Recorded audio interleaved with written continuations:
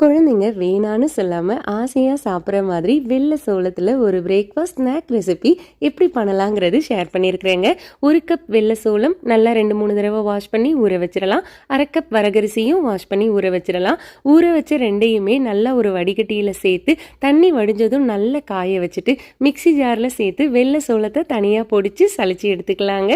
வரகரிசியுமே இதே மாதிரி காய வச்சு தனியாக பொடிச்சு சளிச்சு எடுத்துக்கலாம். இப்போ இந்த 2 மாவையும் ஒன்றா மிக்ஸ் பண்ணி வச்சுக்கலாம். இந்த மாவு ரெடி பண்ணி வச்சுட்டிங்கன்னா 10 நிமிஷத்தில் நம்ம டக்குன்னு பசங்களுக்கு பண்ணி கொடுத்துடலாங்க. இப்போ மாவு நம்ம ரெடி பண்ணியிருக்கிற மாவு 2.5 கப் அளவுக்கு நமக்கு கிடச்சிருக்குங்க. இந்த மாவில் இதுக்கு தேவையான உப்பு 1/2 ஸ்பூன் வரைக்கும் சேர்த்துக்கலாம். சேர்த்துட்டு இதில் ஒரு ஸ்பூன் நெய்யும் நான் சேர்க்க போகிறேங்க. சேர்த்துட்டு எல்லாத்தையுமே கொஞ்சம் வெந்நீர் சேர்த்து சாஃப்டான கொழுக்கட்டை மாவு மாதிரி நம்ம ரெடி பண்ணி வச்சிடலாங்க. இதுக்கு நான் பாசிப்பருப்பு வெல்லம் சேர்த்து ஒரு ஸ்டஃபிங் ரெடி பண்ணியிருக்கிறேன். இந்த மாதிரி நம்ம மடக்கு பூரி மாதிரி ஃபோல்டு பண்ணியும் பண்ணலாம், இல்லைனா உருண்டை மாதிரி உருட்டிட்டு நடுவில் ஸ்டஃப் பண்ணியும் பண்ணலாங்க.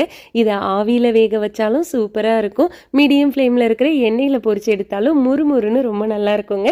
டீட்டெயில் வீடியோ நம்ம சேனலில் இருக்குது, செக் பண்ணி பாருங்கள்.